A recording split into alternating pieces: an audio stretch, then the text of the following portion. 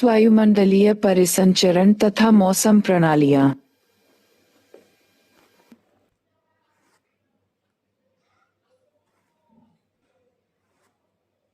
अध्याय 9 में पृथ्वी के धरातल पर तापमान का असामान्य वितरण वर्णित है। वायु गर्म होने पर फैलती है और ठंडी होने पर सिकुड़ती है। इससे वायुमंडलीय दाब में भिन्नता आती है। इसके परिणामस्वरूप वायु गतिमान होकर अधिक दाब वाले क्षेत्रों से न्यून दाब वाले क्षेत्रों में प्रवाहित होती है। आप जानते हैं कि क्षैतिज गतिमान वायु ही पवन है। वायुमंडलीय दाब ये भी निर्धारित करता है कि कब वायु ऊपर उठेगी व कब नीचे बैठेगी। पवनें पृथ्वी पर तापमान व आर्द्रता का पुनर्वितरण करती हैं, जिससे पूरी पृथ्वी का तापमान स्थिर बना रहता है। ऊपर उठती हुई आर्द्र वायु का तापमान कम होता जाता है, बादल बनते हैं और वर्षा होती है। इस अध्याय में वायुमंडलीय दाब भिन्नता के कारणों, वायुमंडलीय परिसंचरण संबंधी बल, वायु विक्षोभ, वायुराशियों का बनना, वायुराशियों के मिश्रण से मौसम संबंधी विक्षोभ व उष्णकटिबंधीय चक्रवातों के विवरण सम्मिलित है। वायुमंडलीय दाब। क्या आप जानते हैं कि हमारा शरीर भी वायुदाब से प्रभावित होता है?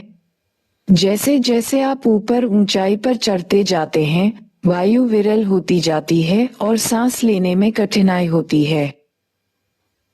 मध्य समुद्र तल से वायुमंडल की अंतिम सीमा तक एक इकाई क्षेत्रफल के वायु स्तंभ के भार को वायुमंडलीय दाब कहते हैं। वायुदाब को मापने की इकाई मिलीबार है। समुद्र तल पर औसत वायुमंडलीय दाब 1013.2 मिलीबार होता है। गुरुत्वाकर्षण के कारण धरातल के निकट वायु सघन होती है और इसी के कारण वायुदाब अधिक होता है। वायुदाब को मापने के लिए पारद वायुदाब मापी, मैकरी बैरोमीटर अथवा निद्रव बैरोमीटर, NROID बैरोमीटर का प्रयोग किया जाता है। इन उपकरणों के विषय में जानने हेतु भूगोल में प्रयोगात्मक कार्य भाग -1 NCERT 2006 देखें। वायुदाब ऊंचाई के साथ घटता है। ऊंचाई पर वायुदाब भिन्न स्थानों पर भिन्न भिन्न होता है और यह विभिन्नता ही वायु में गति का मुख्य कारण है, अर्थात पवनें उच्च वायुदाब क्षेत्रों से कम वायुदाब क्षेत्रों की तरफ चलती हैं। वायुदाब में ऊर्ध्वाधर भिन्नता। वायुमंडल के निचले भाग में वायुदाब ऊंचाई के साथ तीव्रता से घटता है। ये ह्रास दर प्रत्येक 10 मीटर की ऊंचाई पर 1 मिलीबार होता है। वायुदाब सदैव एक ही दर से नहीं घटता। सारणी 10.1 निश्चित ऊंचाई पर। वायुमंडल में औसत वायुदाब और तापमान को प्रस्तुत करती है। ऊर्ध्वाधर दाब प्रवणता क्षैतिज दाब प्रवणता की अपेक्षा अधिक होती है, लेकिन इसके विपरीत दिशा में कार्यरत गुरुत्वाकर्षण बल से यह संतुलित हो जाती है, अतः ऊर्ध्वाधर पवनें अधिक शक्तिशाली नहीं होती। वायुदाब का क्षैतिज वितरण। पवनों की दिशा व वेग के संदर्भ में वायुदाब में अल्प अंतर भी अत्यधिक महत्वपूर्ण है। वायुदाब के क्षैतिज वितरण का अध्ययन समान अंतराल पर खींची गई समदाब रेखाओं द्वारा किया जाता है। समदाब रेखाएं वे रेखाएं हैं जो समुद्र तल से एक समान वायुदाब वाले स्थानों को मिलाती हैं। दाब पर ऊंचाई के प्रभाव को दूर करने और तुलनात्मक बनाने के लिए वायुदाब मापने के बाद इसे समुद्र तल के स्तर पर घटा लिया जाता है। समुद्र तल पर वायुदाब वितरण मौसम मानचित्रों में दिखाया जाता है। चित्र 10.1 विभिन्न वायुदाब परिस्थितियों में समदाब रेखाओं की आकृति दर्शाता है। निम्नदाब प्रणाली एक या अधिक समदाब रेखाओं से घिरी होती है, जिसके केंद्र में निम्न वायुदाब होता है। उच्च दाब प्रणाली में भी एक या अधिक समदाब रेखाएं होती हैं, जिनके केंद्र में उच्चतम वायुदाब होता है। समुद्रतल वायुदाब का विश्व वितरण। जनवरी व जुलाई महीने का समुद्र तल से वायुदाब का विश्व वितरण चित्र 10.2 व 10.3 में दर्शाया गया है। विषुवत वृत्त के निकट वायुदाब कम होता है और इसे विषुवतीय निम्न अवदाब क्षेत्र इक्वेटोरियल लो के नाम से जाना जाता है।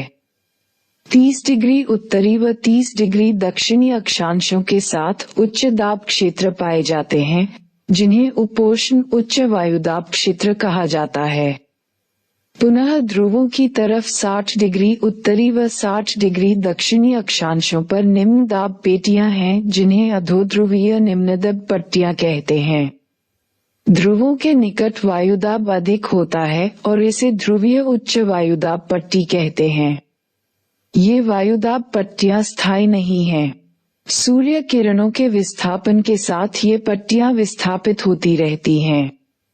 उत्तरी गोलार्ध में शीत ऋतु में ये पट्टियां दक्षिण की ओर तथा ग्रीष्म ऋतु ये उत्तर दिशा की ओर खिसक जाती हैं। पवनों की दिशा व वेग को प्रभावित करने वाले बल। आप ये जानते ही हैं कि वायुमंडलीय दाब में भिन्नता के कारण वायु गतिमान होती है। इस क्षैतिज गतिज वायु को पवन कहते हैं। पवनें उच्च दाब से कम दाब की तरफ प्रवाहित होती हैं। भूतल पर धरातलीय विषमताओं के कारण घर्षण पैदा होता है, जो पवनों की गति को प्रभावित करता है।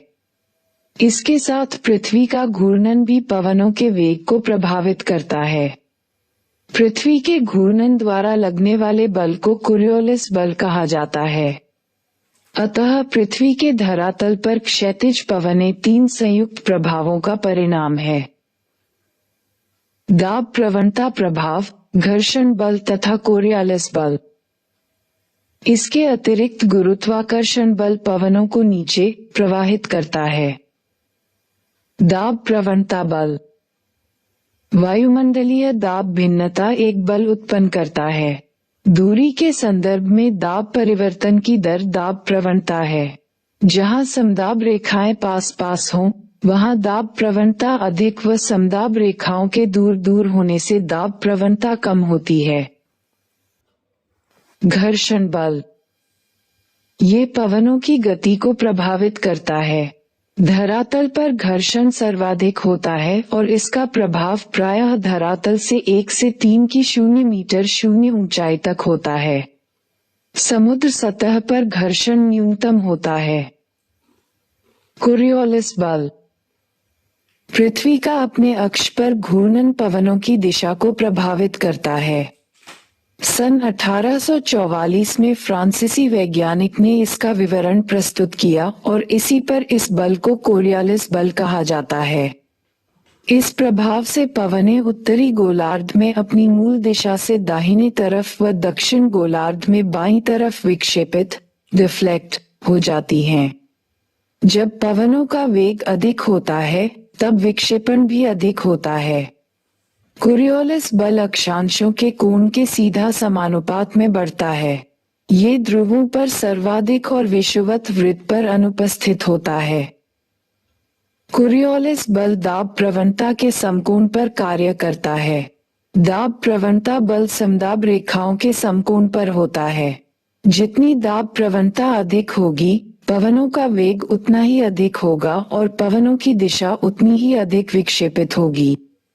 इन दो बलों के एक दूसरे से समकोण पर होने के कारण निम्न दाब क्षेत्रों में पवनें इसी के इर्द गिर्द बहती हैं। विषुवत वृत्त पर कोरियोलिस बल 0 होता है और पवनें समदाब रेखाओं के समकोण पर बहती हैं।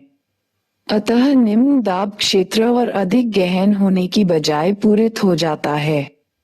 यही कारण है कि विषुवत वृत्त के निकट उष्णकटिबंधीय चक्रवात नहीं बनते। वायुदाब व पवनें। पवनों का वेग व उनकी दिशा पवनों को उत्पन्न करने वाले बलों का परिणाम है। पृथ्वी की सतह से 2-3 किलोमीटर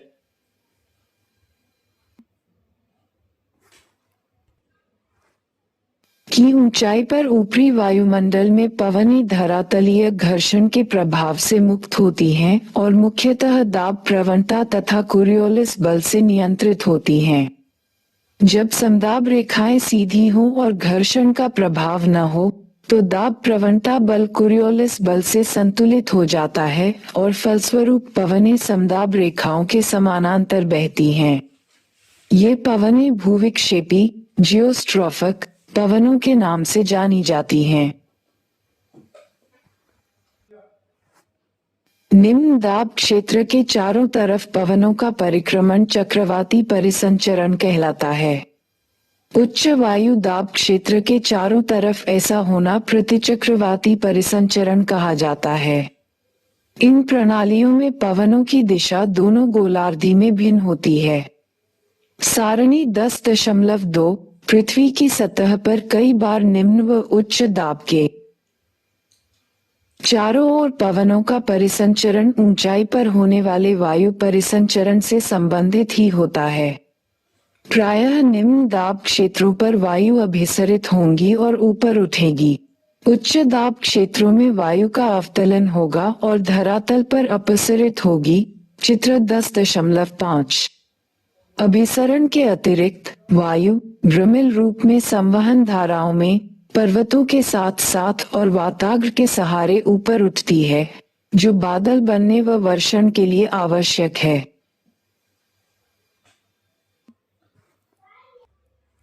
वायुमंडल का सामान्य परिसंचरण। भूमंडलीय पवनों का प्रारूप मुख्यतः निम्न बातों पर निर्भर है। आय वायुमंडलीय ताप में अक्षांशीय भिन्नता ई, वायुदाब पट्टियों की उपस्थिति ई, वायुदाब पट्टियों का सौर किरणों के साथ विस्थापन इव, महासागरों व महाद्वीपों का वितरण तथा वी, पृथ्वी का घूर्णन। वायुमंडलीय पवनों के प्रवाह प्रारूप को वायुमंडलीय सामान्य परिसंचरण भी कहा जाता है। यह वायुमंडलीय परिसंचरण महासागरीय जल को भी गतिमान करता है, जो पृथ्वी की जलवायु को प्रभावित करता है। सामान्य परिसंचरण का एक क्रमिक विवरण चित्र 10.6 में प्रस्तुत है। उच्च सूर्यातप व निम्न वायुदाब होने से अंतर उष्णकटिबंधीय अभिसरण क्षेत्र ITCZ पर वायु संवहन धाराओं के रूप में ऊपर उठती है। उष्णकटिबंधों से आने वाली पवनें इस निम्न दाब क्षेत्र में अभिसरण करती हैं। अभिसरित वायु संवहन कोष्ठों के साथ ऊपर उठती हैं। ये क्षोभमंडल के ऊपर 14 किलोमीटर की ऊंचाई तक ऊपर चढ़ती है और फिर ध्रुवों की तरफ प्रवाहित होती हैं। इसके परिणामस्वरूप लगभग 30 डिग्री उत्तर व 30 डिग्री दक्षिण अक्षांश पर वायु एकत्रित हो जाती है। इस एकत्रित वायु का अवतलन होता है और यह उपोष्ण उच्चदाब बनाता है। अवतलन का एक कारण ये है कि जब वायु 30 डिग्री उत्तरी व दक्षिणी अक्षांश पर पहुंचती है तो ये ठंडी हो जाती है। धरातल के निकट वायु का अपसरण होता है और यह विषुवत वृत्त की ओर पूर्वी पवनों के रूप में बहती हैं। विषुवत वृत्त के दोनों तरफ से प्रवाहित होने वाली पूर्वी पवनें अंतर उष्णकटिबंधीय अभिसरण क्षेत्र ITCZ पर मिलती हैं। पृथ्वी की सतह से ऊपर की दिशा में होने वाले परिसंचरण और इसके विपरीत दिशा में होने वाले परिसंचरण को कोष्ठ सेल कहते हैं। उष्णकटिबंधीय क्षेत्र में ऐसे कोष्ठ को हेडले कोष्ठ कहा जाता है। मध्य अक्षांशीय वायु परिसंचरण में ध्रुवों से प्रवाहित होती ठंडी पवनों का अवतलन होता है और उपोष्ण उच्चदाब कटिबंधीय क्षेत्रों से आती गर्म हवा ऊपर उठती है। धरातल पर ये पवनें पछुआ पवनों के नाम से जानी जाती हैं और यह कोष्ठ फेरल कोष्ठ के नाम से जाने जाते हैं। ध्रुवीय अक्षांशों पर ठंडी सघन वायु का ध्रुवों पर अवतलन होता है और मध्य अक्षांशों की ओर ध्रुवीय पवनों के रूप में प्रवाहित होती हैं। इस कोष्ठ को ध्रुवीय कोष्ठ कहा जाता है। ये 3 कोष्ठ वायुमंडल के सामान्य परिसंचरण का प्रारूप निर्धारित करते हैं। तापीय ऊर्जा का निम्न अक्षांशों से उच्च अक्षांशों में स्थानांतर सामान्य परिसंचरण को बनाए रखता है। वायुमंडल का सामान्य परिसंचरण महासागरों को भी प्रभावित करता है। वायुमंडल में वृहद पैमाने पर चलने वाली पवनें धीमी तथा अधिक गति की महासागरीय धाराओं को प्रवाहित करती हैं। महासागर वायु को ऊर्जा व जलवाष्प प्रदान करते हैं। ये अंतर्संबंध महासागरों के विस्तृत क्षेत्रों पर अपेक्षाकृत धीमे होते हैं। मौसमी पवनें। पवनों के प्रवाह के प्रारूप में विभिन्न मौसमों में बदलाव आता है। ये बदलाव अत्यधिक तापन, पवन व वायुदाब पट्टियों के विस्थापन आदि के कारण होता है। ऐसे विस्थापन का सबसे अधिक स्पष्ट प्रभाव विशेषकर दक्षिण पूर्व एशिया में मानसून पवनों के बदलाव में देखा जा सकता है। आप मानसून के विषय में विस्तार पूर्वक वायुमंडल का सामान्य परिसंचरण और उसका महासागरों पर प्रभाव। वायुमंडल के सामान्य परिसंचरण के संदर्भ में प्रशांत महासागर का गर्म या ठंडा होना अत्यधिक महत्वपूर्ण है। मध्य प्रशांत महासागर की गर्म जलधाराएं दक्षिणी अमेरिका के तट की ओर प्रवाहित होती हैं और पीरू की ठंडी धाराओं का स्थान ले लेती हैं। पीरू के तट पर इन गर्म धाराओं की उपस्थिति एल निनो कहलाता है।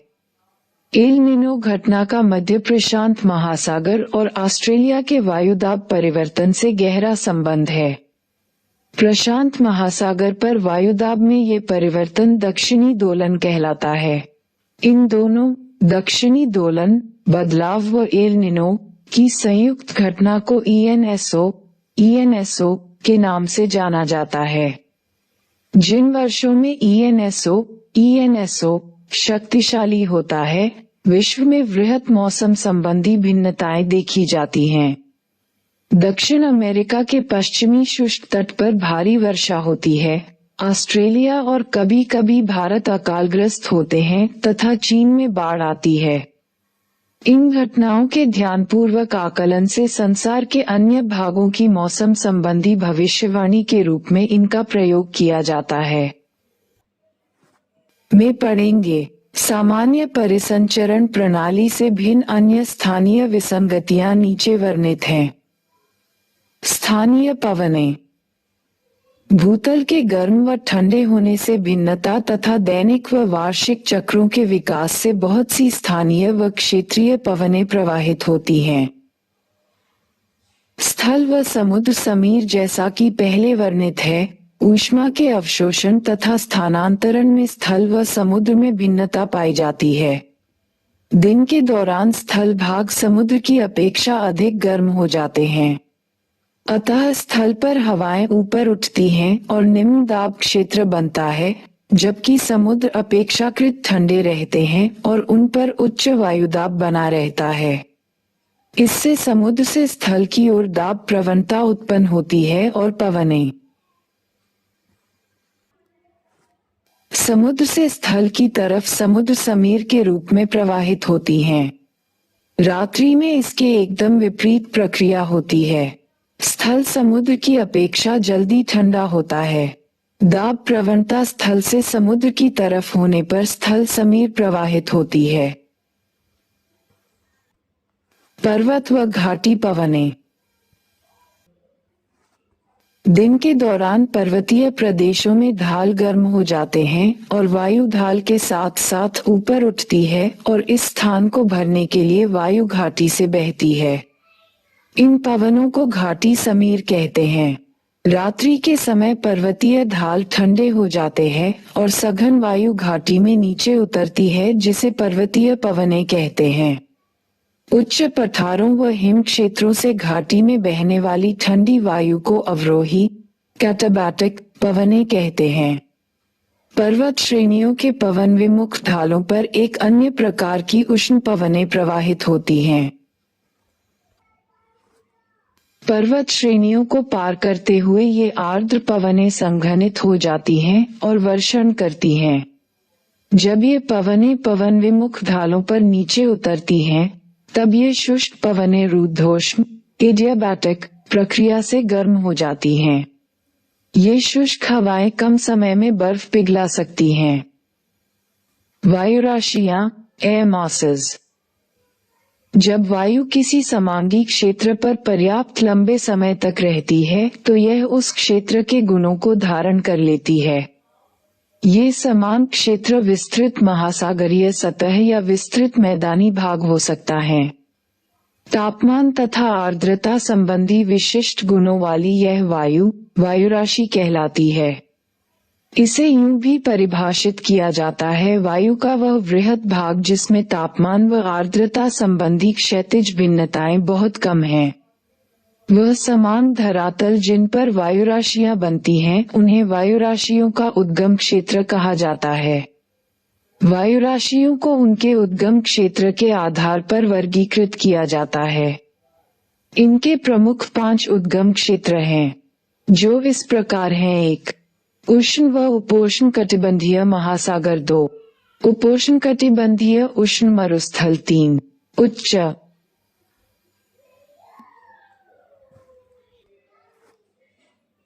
अक्षांशीय अपेक्षाकृत ठंडे महासागर। 4.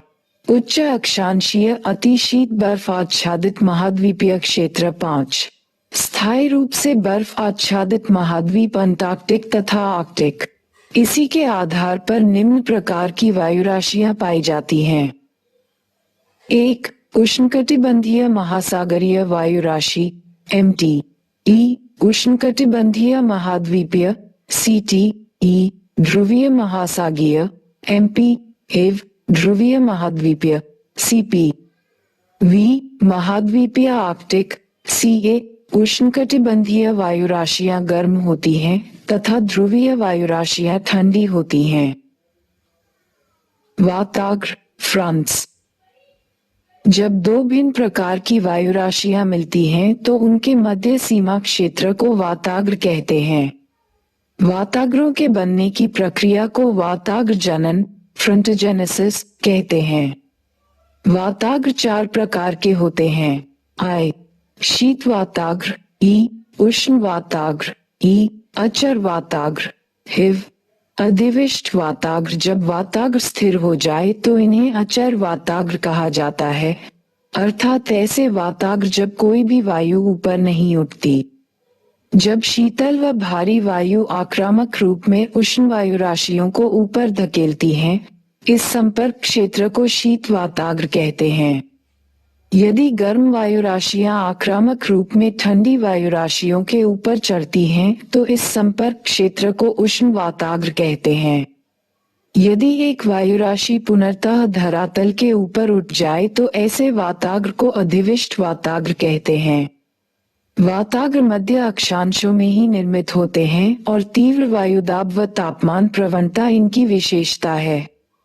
ये तापमान में अचानक बदलाव लाते हैं तथा इसी कारण वायु ऊपर उठती है, बादल बनते हैं तथा वर्षा होती है। बंधीय चक्रवात एक्स्ट्रा ट्रॉपिकल साइक्लोन्स।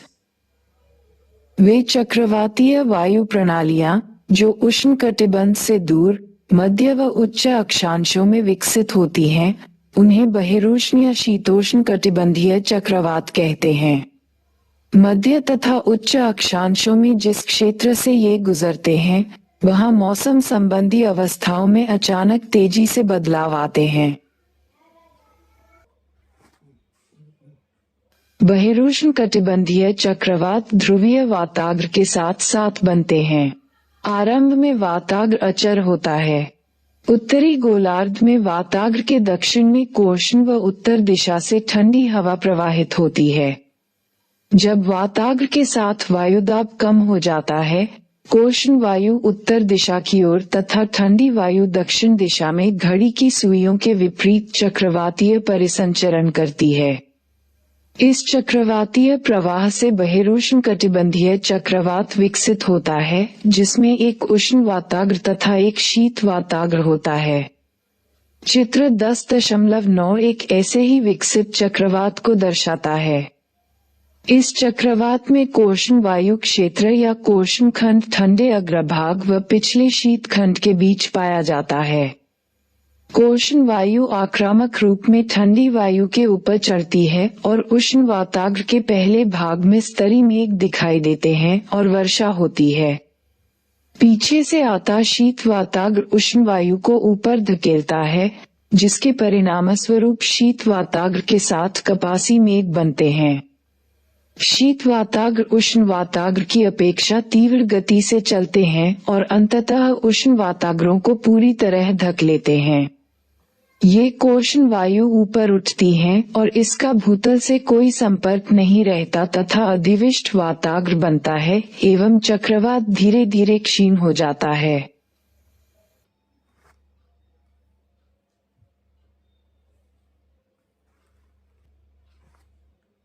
धरातल तथा ऊंचाई पर वायु परिसंचरण की प्रक्रियाओं में निकट का अंतर संबंध होता है। बहिरुष्णकटिबंधीय चक्रवात उष्णकटिबंधीय चक्रवातों से कई प्रकार भिन्न है। बहिरुष्णकटिबंधीय चक्रवातों में स्पष्ट वाताग्र प्रणालियां होती हैं, जो उष्णकटिबंधीय चक्रवातों में नहीं होती। ये विस्तृत क्षेत्रफल पर फैले होते हैं तथा इनकी उत्पत्ति जल व स्थल दोनों पर होती है, जबकि उष्णकटिबंधीय चक्रवात केवल समुद्रों में उत्पन्न होते हैं और स्थलीय भागों में पहुंचने पर नष्ट हो जाते हैं। बहिरुष्णकटिबंधीय चक्रवात उष्णकटिबंधीय चक्रवात की अपेक्षा विस्तृत क्षेत्र को प्रभावित करते हैं। उष्णकटिबंधीय चक्रवातों में पवनों का वेग अपेक्षाकृत तीव्र होता है और ये विनाशकारी होते हैं। उष्णकटिबंधीय चक्रवात पूर्व से पश्चिम को चलते हैं, जबकि बहिरुष्णकटिबंधीय चक्रवात पश्चिम से पूर्व दिशा में चलते हैं। उष्णकटिबंधीय चक्रवात उष्णकटिबंधीय चक्रवात आक्रामक तूफान हैं, जिनकी उत्पत्ति उष्णकटिबंधीय क्षेत्रों के महासागरों पर होती है और ये तटीय क्षेत्रों की तरफ गतिमान होते हैं। ये चक्रवात आक्रामक पवनों के कारण विस्तृत विनाश, अत्यधिक वर्षा और तूफान लाते हैं। ये चक्रवात विध्वंसक प्राकृतिक आपदाओं में से एक हैं। हिंद महासागर में ये चक्रवात, अटलांटिक महासागर में हरिकेन के नाम से, पश्चिम प्रशांत और दक्षिण चीन सागर में टाइफून और पश्चिमी ऑस्ट्रेलिया में विली विलीज के नाम से जाने जाते हैं। उष्णकटिबंधीय चक्रवात उष्णकटिबंधीय महासागरों में उत्पन्न व विकसित होते हैं। इनकी उत्पत्ति व विकास के लिए अनुकूल स्थितियां हैं। बृहद समुद्री सतह, जहां तापमान 27 डिग्री सेल्सियस से अधिक हो। कोरियोलिस बल का होना। ऊर्ध्वाधर पवनों की गति में अंतर कम होना। कमजोर निम्न दाब क्षेत्र या निम्न स्तर का चक्रवातीय परिसंचरण का होना। समुद्री तल तंत्र पर ऊपरी अपसरण। चक्रवातों को और अधिक विध्वंसक करने वाली ऊर्जा संघनन प्रक्रिया द्वारा ऊंचे कपासी स्तरी मेघों से प्राप्त होती है, जो इस तूफान के केंद्र को घेरे होती है। समुद्रों से लगातार आर्द्रता की आपूर्ति से ये तूफान अधिक प्रबल होते हैं। स्थल पर पहुंचकर आर्द्रता की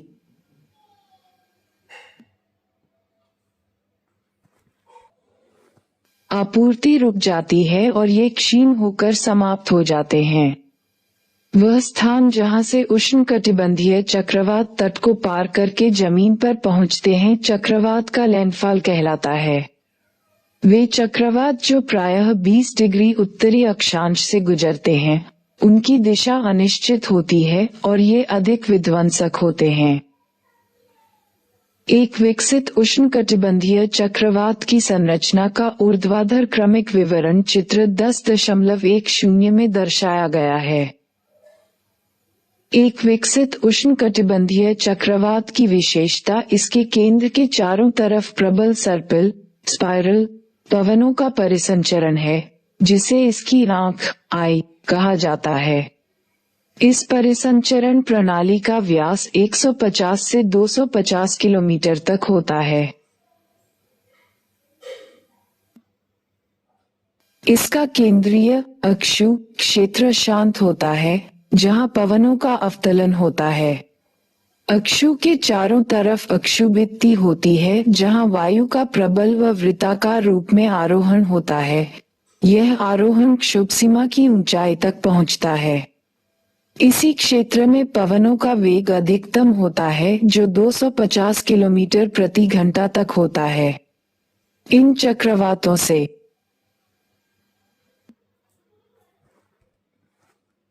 मूसलाधार वर्षा होती है। चक्रवात की आंख से रेनबैंड विकिरित होते हैं तथा कपासी वर्षा बादलों की पंक्तियां बाहरी क्षेत्र की ओर विस्थापित हो सकती हैं। इनका व्यास बंगाल की खाड़ी, अरब सागर व हिंद महासागर पर 600 से 1200 किलोमीटर के बीच होता है। ये परिसंचरण प्रणाली धीमी गति से 300 से 500 किलोमीटर प्रतिदिन की दर से आगे बढ़ते हैं। ये चक्रवात तूफान तरंग उत्पन्न करते हैं और तटीय निम्न इलाकों को जलप्लावित कर देते हैं। ये तूफान स्थल पर धीरे धीरे क्षीण होकर खत्म हो जाते हैं। तड़ितझंझा व टोर्नेडो, थंडरस्टॉर्म्स एंड टोर्नेडोज। अन्य विध्वंसक स्थानीय तूफान तड़ितझंझा तथा टोर्नेडो हैं। ये अल्प समय के लिए रहते हैं, अपेक्षाकृत कम क्षेत्रफल तक सीमित होते हैं, परंतु आक्रामक होते हैं। तड़ितझंझा उष्ण आर्द्र दिनों में प्रबल संवहन के कारण उत्पन्न होते हैं। तड़ितझंझा एक पूर्ण विकसित कपासी वर्षी मेघ है जो गरज व बिजली उत्पन्न करते हैं। जब यह बादल अधिक ऊंचाई तक चले जाते हैं, जहां तापमान 0 से कम रहता है, तो इससे ओले बनते हैं और ओलावृष्टि होती है।